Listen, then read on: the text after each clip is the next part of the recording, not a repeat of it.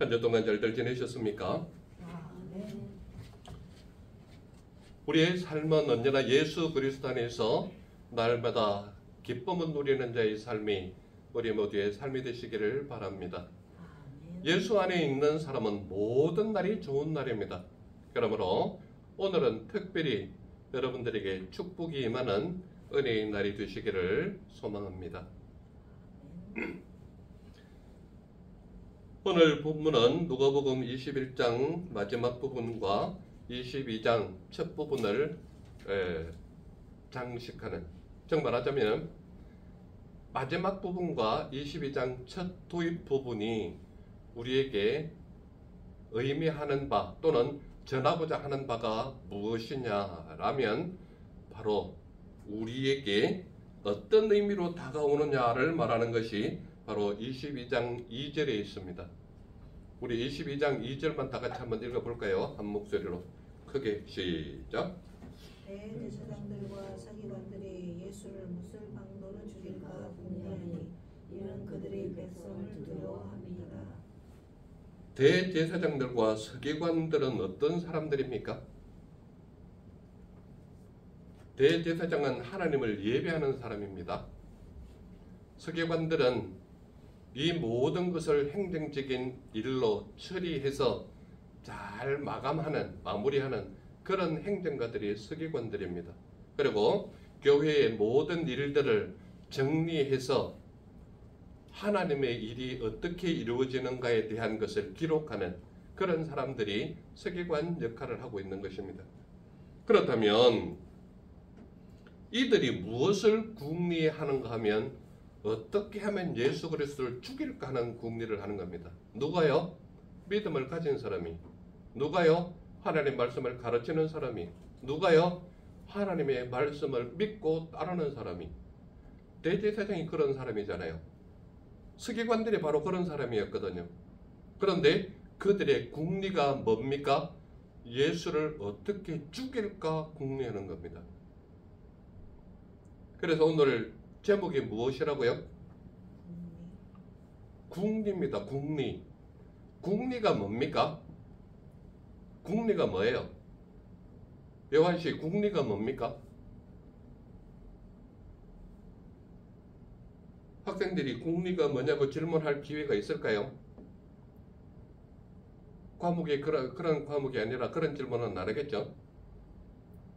그렇다면 혹시라도 여러분들에게 맡겨진 학생들이 또는 여러분들에게 맡겨진 어떤 사람이 또는 생판 모르는 사람이 예수 그리스도를 믿으려고 할 때 궁리라는 이 말이 무슨 말입니까? 질문하면 여러분들은 뭐라고 대답할 수 있겠습니까?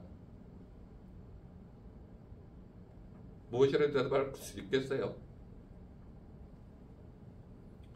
궁리라는 말 자체는 그렇게 어려운 말이 아닙니다. 그냥 우리가 쉽게 하는 말로 한번 접근을 해보겠습니다.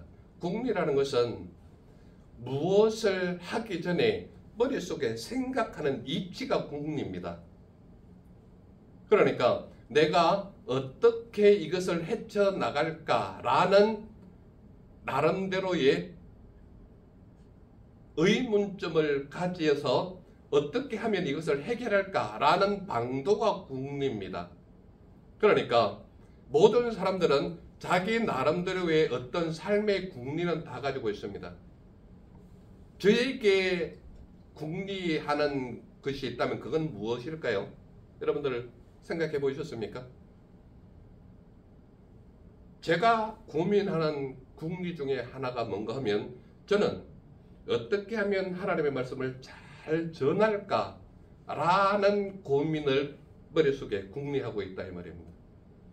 그래서 제 삶 속에서는 늘 고민과 함께 궁리하는 것이 무엇이냐면 한 사람이라도 더 믿음의 사람으로 변하기를 바라는 궁리를 하고 있는 거예요. 단 한 사람이라도. 그래서 그 사람의 변화되는 모습이 하나님의 사람으로 서 있는 모습을 너무 보고 싶은 거예요. 그래서 제 고민은 항상 뭔가 하면 어떻게 하면 한 사람이라도 많은 사람이 필요한 것은 아닙니다. 세상을 변화시킬 수 있는 사람은 딱 한 사람이면 돼요. 우리 교회에 하나님의 사람으로 제대로 서 있는 사람 딱 한 사람이면요, 이 자리는 차고도 넘치는 게 눈에 보일 정도로 변화되는 겁니다. 그 한 사람이 변하지 않기 때문에 늘 빈자리가 생기는 거예요. 저는 그 한 사람을 기다리고 있거든요. 많은 사람이 필요한 게 아니에요. 교회의 변화는 딱 한 사람이면 됩니다. 그 한 사람이 누구인가를 기다리고 있는 거예요. 그래서 제 고민은 뭔가 하면 한 사람이라도 더 믿음의 사람으로 변화되기를 바라는 것이 제 고민의 궁리입니다. 끊임없이 저를 괴롭히는 고민이 뭐냐면 한 사람이라도 더 천국으로 인도하고 싶은 궁리가 제 궁리예요. 어떻게 하면 저 사람을 천국을 보여줄 수 있을까? 어떻게 하면 저 사람에게 하나님의 나라에 대한 것을 온전히 보여줄 수 있을까? 어떻게 하면 저 사람이 하나님의 사람으로, 믿음의 사람으로 온전히 세워질까를 고민하는 궁리가 저의 궁리입니다. 그래서 제가 고민하는 것은 늘 뭔가 하면 한 사람이라도 어떻게 하면 더 하나님 나라에 동참하게 할 수 있을까? 이러한 고민이 제가 할 수 있는 유일한 하나의 궁리다 이 말입니다. 그래서 저는 어떻게 해서든지 이 말씀 시간을 통해서 하나님이 보여주는 하나님의 사랑을 보여주고 싶은 거예요. 하나님이 말씀에 말하고 있는 그 핵심을 전하고 싶은 거예요.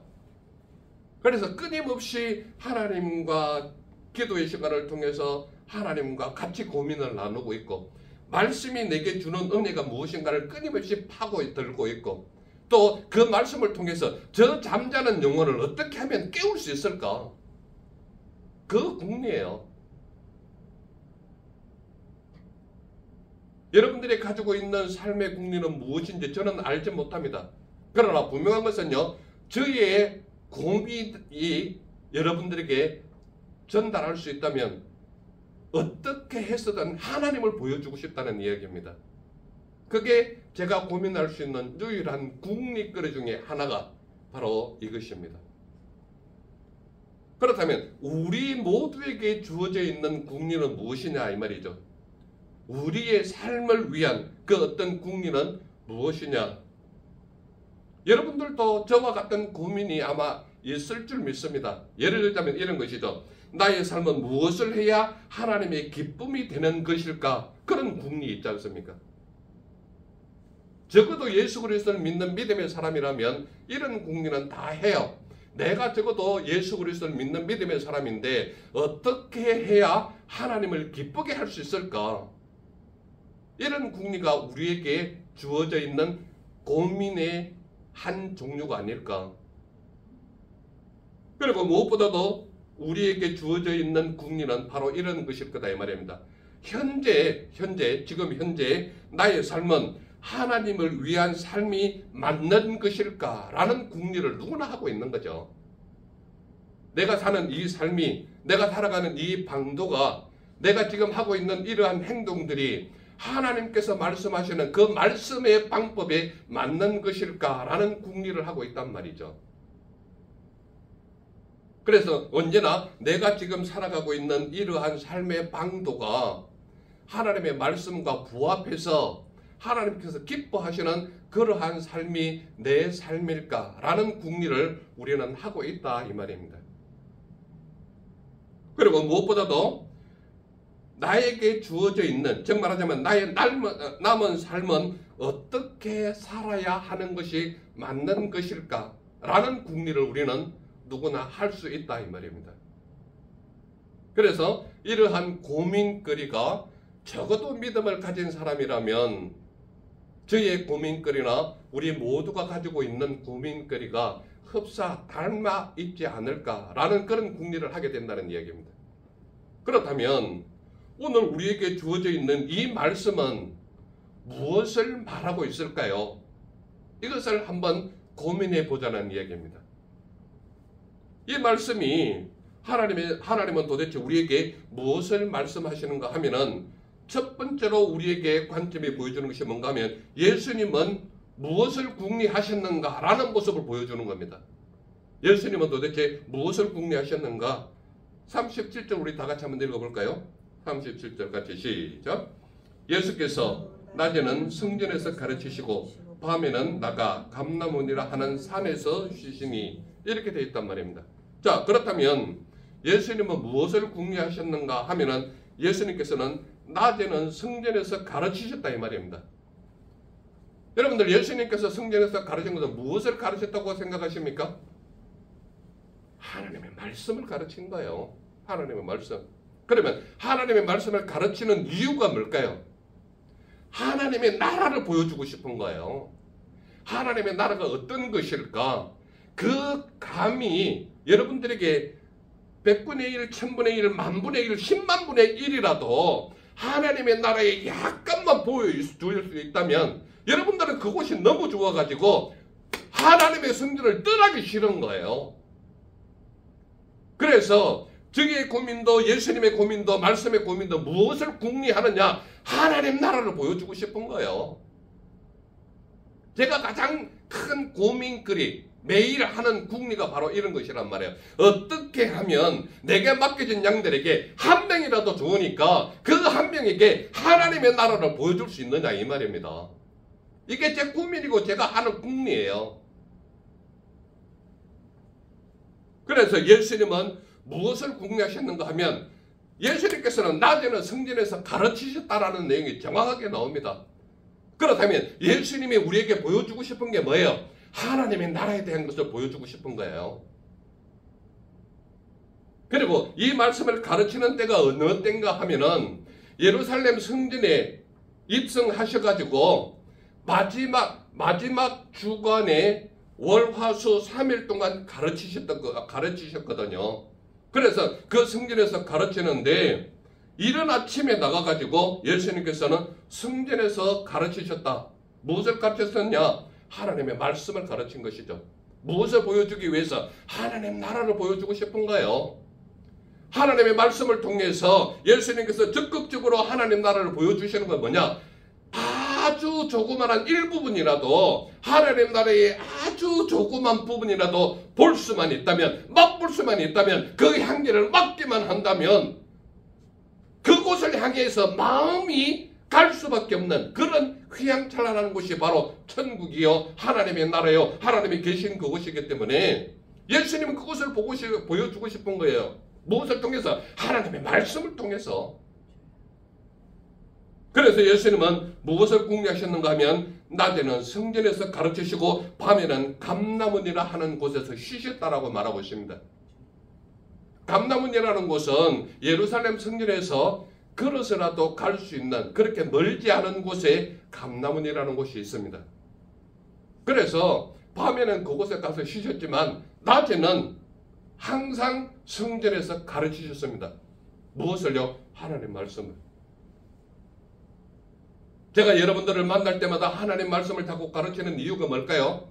하나님 나라의 지극히 조그만 일부분이라도 보여주기만 하면, 그것을 보기만 하면, 맛보기만 하면, 체험하기만 하면 성전을 떠나기 싫은 것이 하나님의 말씀의 기적 같은 일이거든요.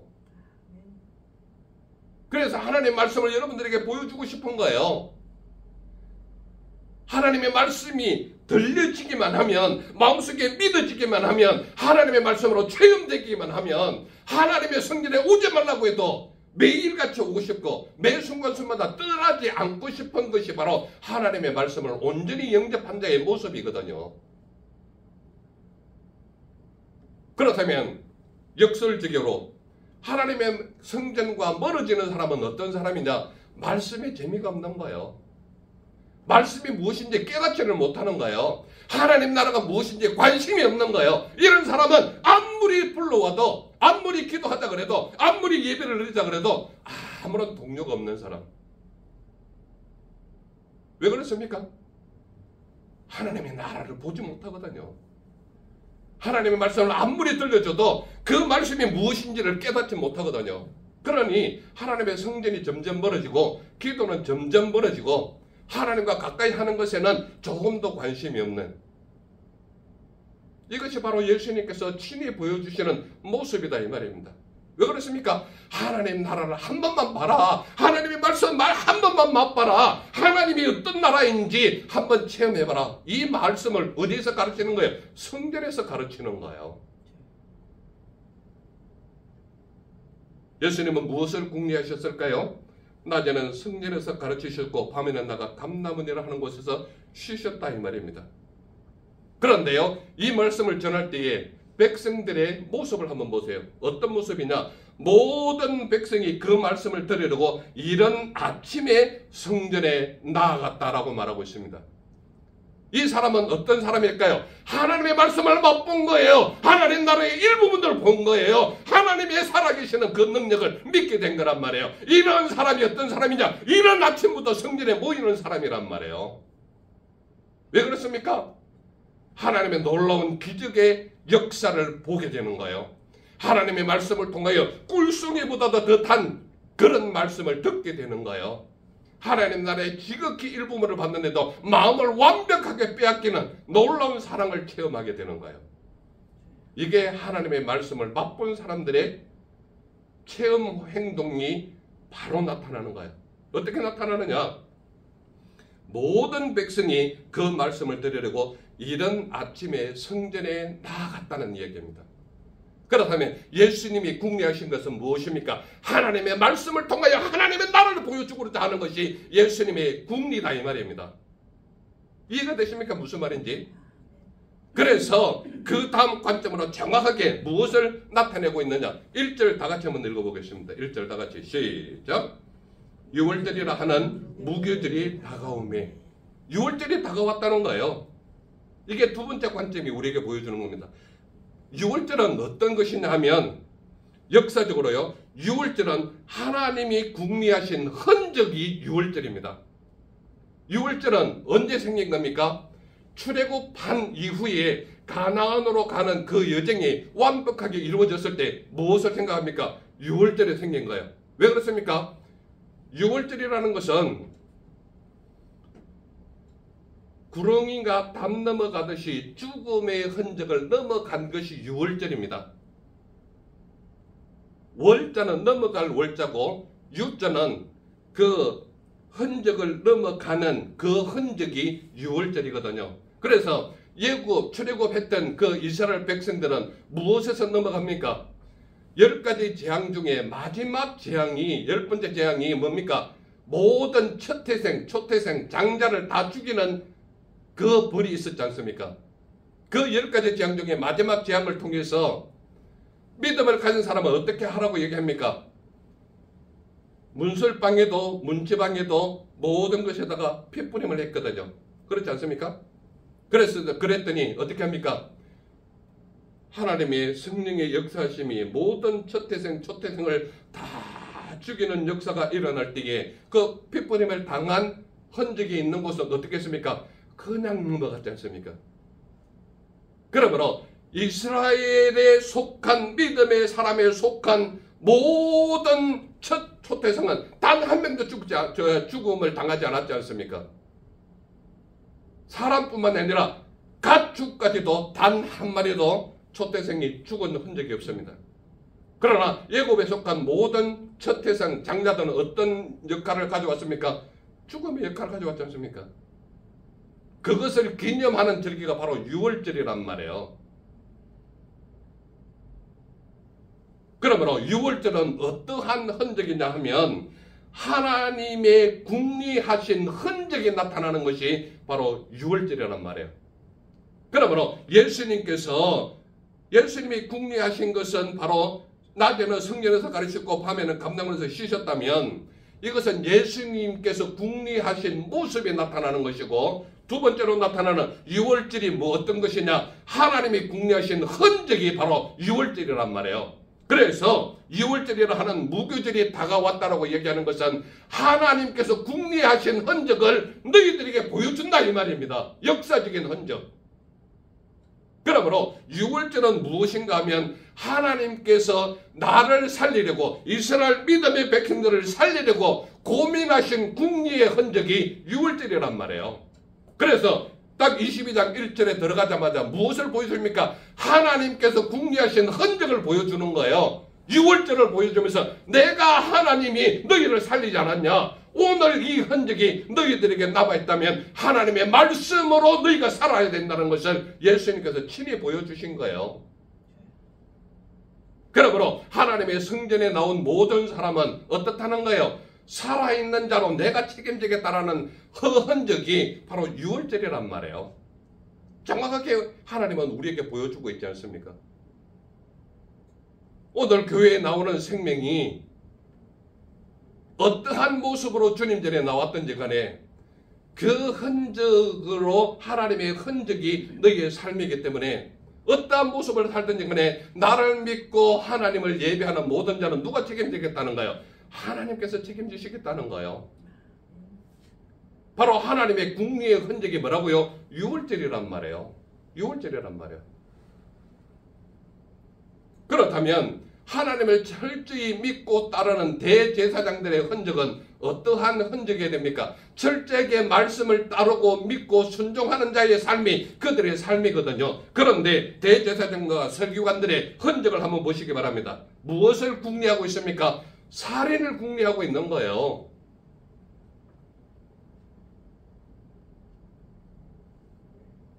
우리 22장 2절 다 같이 한 번만 더 읽어보겠습니다. 22장 2절 같이 시작. 대제사장들과 서기관들이 예수를 무슨 방도로 죽일까 궁리하니 이는 그들이 백성을 두려워함이더라.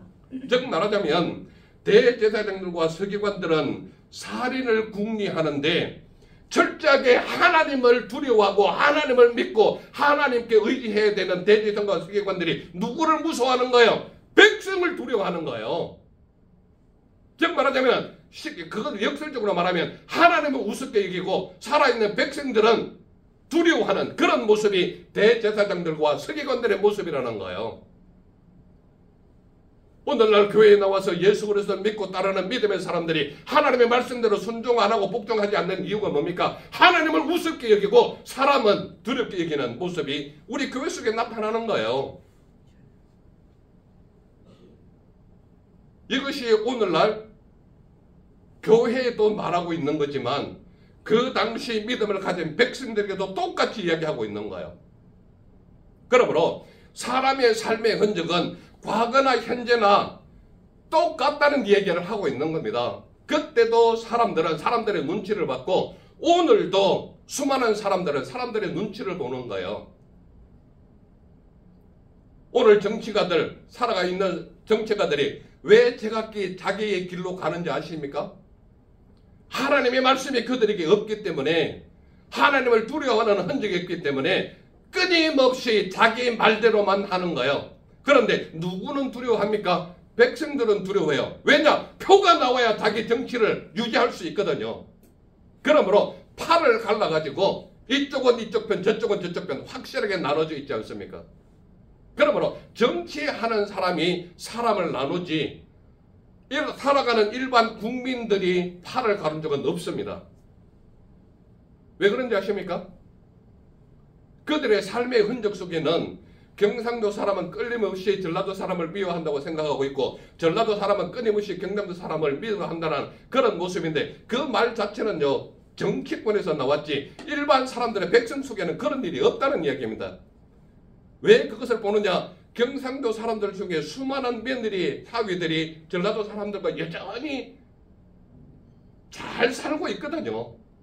그 형제들의 삶의 모습은 그렇단 말이에요. 그런데 끊임없이 그 삶을 당파짓고 벽을 만들고 팔을 만드는 사람들이 누구냐? 정치란 말이에요. 정치가들은 여전히 그것을 이용해서 자기의 세를 누리고 있거든요. 그러므로 일반 백성들이 정치권에 놀아나는 그런 시대가 오늘 우리 이 시대에도 여전히 드러나고 있지 않습니까?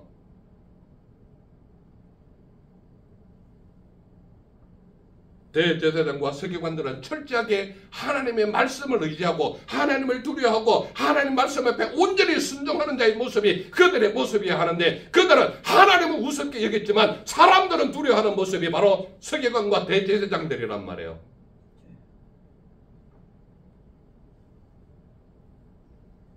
저와 우리 모두는 예수 그리스도를 믿는 믿음의 사람이기 때문에 하나님의 말씀을 두려워하며 적극적으로 그 말씀에 순종하고 따르는 자의 삶이 우리의 삶이 되어야 되는 거예요. 사람의 눈에 들기 위해서 예배에 온다든지 사람의 눈에 들기 위해서 적당히 눈치려만 하고 결석치려만 안 하면 된다라는 그런 개념으로 주님 전에 나온다면 그 사람은 이미 믿음과 말씀과는 관계없는 삶인 거예요. 우리의 삶은 어디에 있든지 간에 하나님의 말씀이 나를 지배해야지 사람의 눈에 보이기 위해서 또는 사람의 눈에 적당히 합격하기 위한 그런 모습으로 산다면 그런 모습은 하나님께서 원하시지 않는 삶이다 이 말입니다. 그러므로 저와 우리 모두는 분명히 알아야 하는 것이 무엇이냐? 하나님을 믿는 믿음의 사람이라면 믿음의 역할이 우리 삶 속에 드러나야 된단 말이에요. 말씀이 원하는 바를 이루어 가야 된다는 이야기입니다. 그러므로 대제사장들과 서기관들이 살인을 궁리했다라는 것은 자기 자신의 기득권 유지를 하기 위한 궁리가 무엇이냐? 예수 그리스도를 죽이는 일이란 말이에요. 여러분은 여러분들의 자신의 유익과 이익을 위해서 주의를 거부하거나 하나님을 예비하는 일을 등한시하거나 외면한다면 대제사장과 서기관과 무엇이 다릅니까? 정확한 자기 삶의 방법을 어느 쪽으로 갈 것인가에 대한 결정이 이 말씀 속에 정확하게 나타나고 있다는 얘기입니다. 그렇다면 하나님은 우리에게 무엇을 원하는가에 무엇을 궁리하시는가 여기에 대해서 정확하게 세 가지가 나타나는데 첫 번째가 예수님은 무엇을 궁리하셨느냐, 두 번째로 유월절은 무엇이라고 얘기합니까? 하나님이 궁리하신 흔적이 바로 유월절이다 이 말입니다. 세 번째 관점이 뭐라고요? 대제사장과 서기관들은 살인을 궁리했다. 누구를 죽이기 위해서? 예수님을 죽이기 위해서. 그렇다면 우리는 우리 스스로에게 이런 질문을 할 수 있습니다. 당신의 궁리는 무엇을 위한 삶입니까? 당신의 삶을 위해서 무엇을 궁리하는 삶이십니까? 이런 질문을 할 수 있겠죠. 여러분들의 삶은 사람을 살리는 궁리입니까? 아니면 죽이는 삶을 궁리하십니까? 사람을 살리려면 철저하게 이른 아침부터 말씀이 나를 지배하는 삶을 살아야 한다는 얘기입니다. 왜 그렇습니까? 이른 아침부터 말씀이 나를 지배하기 시작하면 그날 하루 전체가 하나님과 함께하는 아름답고 귀하고 복된 열매가 나를 통하여 나타나는 것이거든요. 그러므로 이른 아침에 하나님의 말씀이 내 속으로 들어오지 않는다. 하루 종일 힘들고 외롭고 고통스러운 것이죠. 왜 그렇습니까? 하나님의 말씀을 여러분들은 저녁에만 생각하십니까? 이른 아침부터 저녁까지 내 삶은 어떤 속에 있습니까? 왜 하나님의 말씀이 이른 아침부터 여러분들의 삶을 지배해야 되는지 아십니까? 온 하루가 기쁘고 즐겁고 행복하기 위한 것이 이른 아침부터 말씀이 나를 지배해야 한다는 것입니다. 그러므로 여러분들이 어느 때의 말씀과 기도로 함께하는지는 모릅니다. 그러나 분명한 것은 이른 아침부터 하나님의 말씀과 기도로 함께하는 사람은 그날 하루가 하나님 안에서 기쁘고 즐겁다는 이야기입니다. 당신의 궁리는 무엇을 위한 삶인 것입니까? 자녀들을 살리려면 무엇을 궁리해야 합니까? 내 자녀에게 하나님의 말씀을 전해야 되는 것이거든요. 하나님의 말씀과 관계없는 하루는요, 하나님이 없는 하루와 똑같은 것입니다. 여러분들의 삶이 하나님을 없는 삶으로 한번 살아보시겠습니까? 물론 그런 경험이 오래 지속되면 하나님이 계신지 아닌지 의문스러울 때도 있을 것입니다. 그러나 여러분들의 삶 속에서 하나님이 빠진다면 여러분들은 지옥 같은 삶을 살 수밖에 없는 것이 우리 인간입니다. 그런 삶이 좋다면 그렇게 하셔도 좋습니다. 그러나 분명한 것은 하나님이 나와 함께 하시면 나의 모든 삶은 누가 책임져 주신다는 거예요. 하나님께서 책임져 주신다고 말씀하시지 않습니까? 그러므로 이런 아침부터 하나님의 말씀이 나를 지배할 때에 그 하루는 축복의 하루가 될 것이라는 것은 자명한 사실이다. 무엇이 증거합니까? 하나님의 말씀이 증거하지 않습니까? 그래서 예수님은 이런 아침부터 성경에서 가르치는 거예요. 그러므로 은혜 받는 백성은 언제부터 하나님 전으로 갑니까? 이런 아침부터 가는 거예요. 왜? 하나님의 말씀이 보여주시는 은혜가 너무나도 크거든요.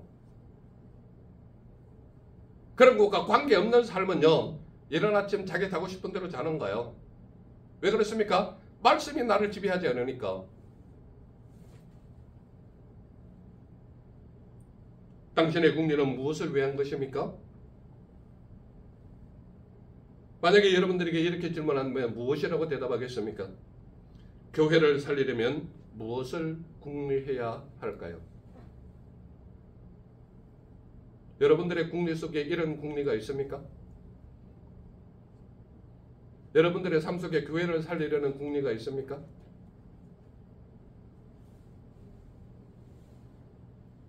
여러분들 스스로가 하나님의 말씀 앞에 순종하고 복종하여서 그 말씀에 따르기만 하면 교회는 살릴 수가 있습니다. 그러나 그 말씀과 관계없는 삶을 산다면 여러분들의 삶을 내팽개치는 삶과 똑같습니다. 왜 그렇습니까? 교회는 예수 그리스도의 머리요, 교회의 머리가 되신다라고 분명히 말하고 있거든요. 여러분들의 삶이 여러분들의 목을 잘라버리고 몸만 활동을 한번 해보세요. 어떤 결과가 일어날지.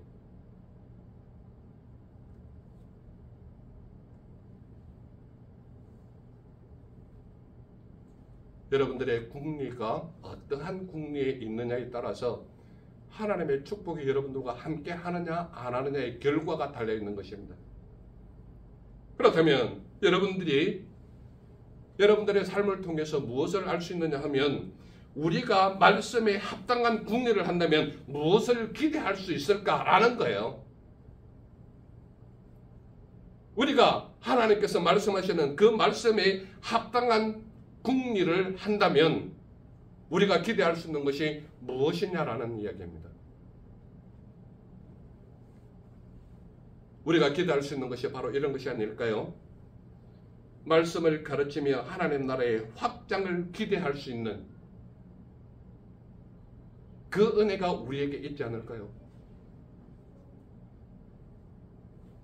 또한 우리가 말씀에 합당한 국리를 한다면 무엇을 기대할 수 있느냐라는 질문에 죽음의 흔적이 우리를 지나가는 것을 경험할 수 있지 않을까요? 바로 출애굽의 현장에서 하나님께서 우리에게 보여주신 흔적이 아니겠습니까?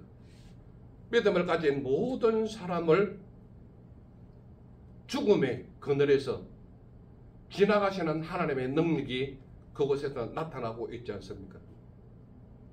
우리 삶 속에서도요, 죽을 수밖에 없는 죽음의 흔적을 가지고 있는 그곳에서 예수 그리스도를 믿는 믿음에 합당한 국리를 하는 우리에게는 죽음의 흔적이 지나가는 역사를 경험하게 하시는 하나님을 우리는 느낄 수 있다는 이야기입니다. 또한 하나님의 말씀에 합당한 국리를 한다면 무엇을 기대할 수 있을까요?